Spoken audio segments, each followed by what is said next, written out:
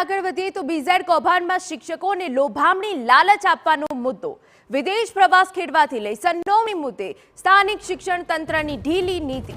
12 દિવસથી શિક્ષકોની સંડોવણી છતાં સ્થાનિક શિક્ષણ તંત્ર મૌન છે। વિદેશ પ્રવાસ ખેડનારા શિક્ષકોના તાલુકા સ્તરે નિવેદન લેવાયા છતાં પણ શિક્ષણ અધિકારી અહેવાલ નહીં મળ્યાનો ખુલાસો કર્યો।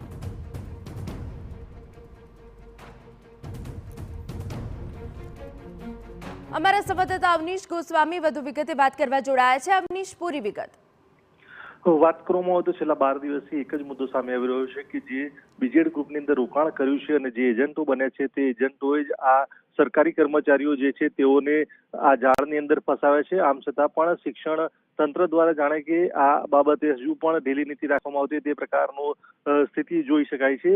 જે શિક્ષકો જે છે તે આની અંદર સંડોવાયેલા છે અને અન્ય નિવૃત્ત શિક્ષકો અથવા તો હાલના વર્તમાન કર્મચારી તરીકે જે શિક્ષકો હોય તેઓને આની અંદર પોતાના રોકાણ કરાવીને તેમને ફસાવ્યા હોવાનું સામે આવી રહ્યું છે। આમ છતાં પણ શિક્ષણ વિભાગ દ્વારા જાણે કે બેદરકારી અને ઢીલી નીતિ દાખવવામાં આવતી હોય તે પ્રકારનું જોવા મળી રહ્યું છે।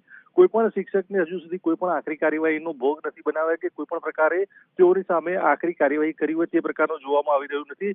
જે પ્રકારે વિદેશ પ્રવાસ કર્યો હોય અને તેની અંદર જે શિક્ષકો ગયા હતા તેમના વિડીયો સોશિયલ મીડિયામાં આવ્યા, ત્યારબાદ મીડિયામાં આવ્યા અને આ બાબતના અહેવાલો આવ્યા તો માત્ર અહેવાલ મંગાવવાની કામગીરી કરવામાં આવી છે, પરંતુ હજુ સુધી આ અહેવાલ ન મળ્યો હોવાનું રટણ જે છે તે સ્થાનિક શિક્ષણ તંત્ર તરફથી કરવામાં આવી રહ્યું છે। એટલે કે ક્યાંક હજુ ઢીલી નીતિ વર્તાઈ રહી છે કે અહેવાલ માંગવામાં પણ જો આટલો સમય લાગતો હોય અને અહેવાલ મળવામાં પણ જો આટલો સમય લાગતો હોય તો ક્યાંક ને ક્યાંક જે શિક્ષણના અધિકારીઓ સામે આંગળી ચિંતાઈ રહી છે કે તેઓ પણ આશંકામાં છે કે તેઓએ મોંઘી ગિફ્ટો અથવા તો પછી તો તેઓએ પણ પોતાના રોકાણકારોને તે તરફ આકર્ષવા માટેનો પ્રયાસ કર્યો તેવા લોકો દ્વારા આ પ્રકારની ઢીલી નીતિ દાખવવામાં આવતી હોય તેમ લાગી રહ્યું છે।